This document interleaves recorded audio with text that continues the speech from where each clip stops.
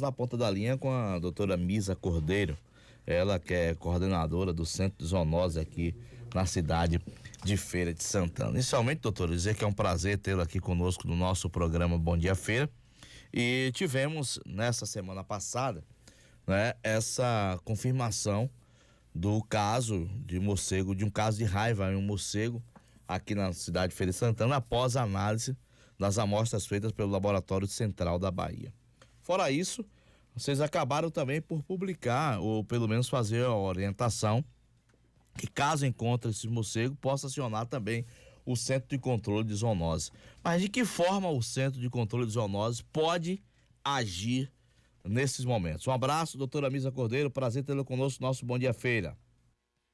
Bom dia, Miro. Bom dia a todos os ouvintes. É um prazer falar com você. Já tem um tempo que a gente não se fala, né, Miro? Verdade.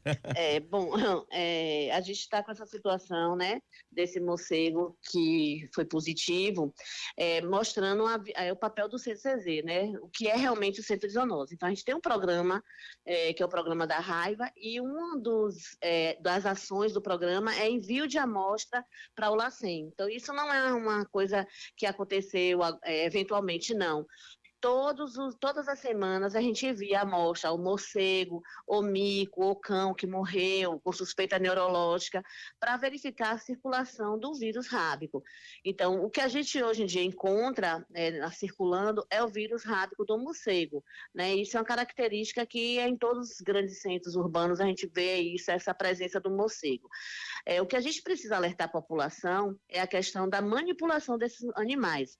Esses animais, eles tinham um comportamento, né, em matas, só que a gente começou a fazer o desmatamento, e a aproximação desses animais com a população, hoje em dia é uma coisa permanente, então a gente precisa tomar cuidado com esse tipo de acontecimento.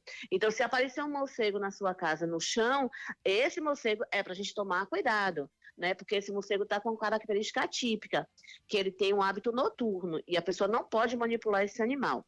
Se você vê um morcego voando numa árvore, isso não é característica atípica, é uma característica normal da espécie, e a gente não vai fazer nenhum tipo de conduta, nenhum tipo de interferência com esse tipo de animal, que ele está no ambiente. Tá? Então, nossa preocupação é o animal que está com comportamento atípico, que caiu no chão, que está morto, esse sim a gente vai fazer a remoção, e a principal foco nosso hoje é vacinação de cães e gatos, porque pode acontecer um acidente com o cão e o cão ficar infectado com vírus rábico e transmitir para a pessoa no momento de uma mordedura, de uma lambedura, de uma arranhadura. Então, nossa preocupação é o cão e gato. Então, a gente precisa focar na vacinação. E a gente está no período de vacinação.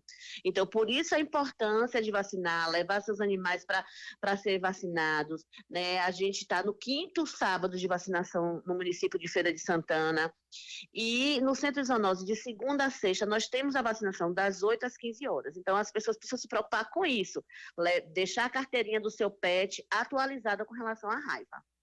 Ô, doutora Misa, nós estamos observando nessa mudança de comportamento, conforme a senhora se referiu, que muitos têm se alojado em telhados nas residências, nas casas, né, das pessoas. Dali, então, nesses seus alojamentos, eles colocam, né, fazem, né, e jogam fezes no chão.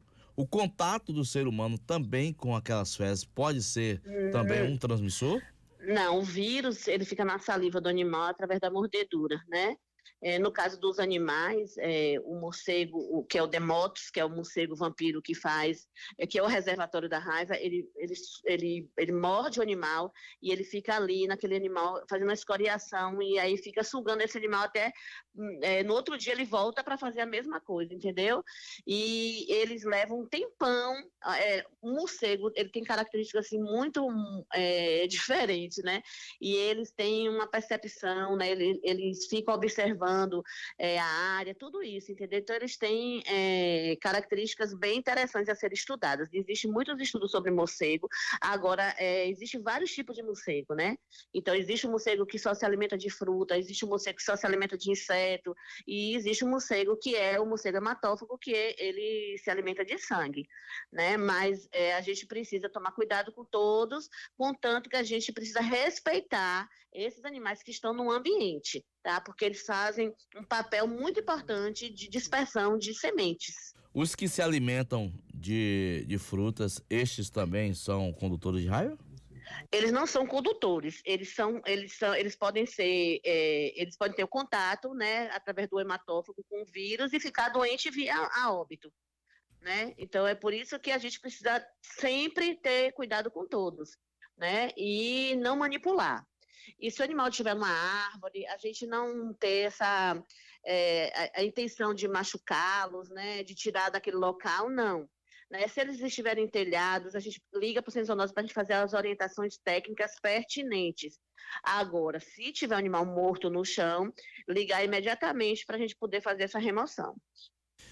Nós estamos observando e recebemos aqui, inclusive, algumas informações sobre ataque de escorpiões, doutora Misa Cordeiro, que em Feira de Santana já está chegando a quase 350 casos, né? E alguns bairros que têm chamado a atenção.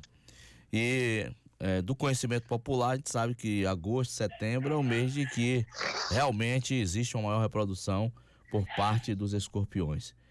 A senhora até brincou agora há pouco, a senhora disse, não, os espaços estão sendo tomados e os animais estão retornando para seu habitat natural. Mas não é comum também tê-los dentro das residências, né? Ou seja, ser encontrados nas residências. É isso, doutora Misa?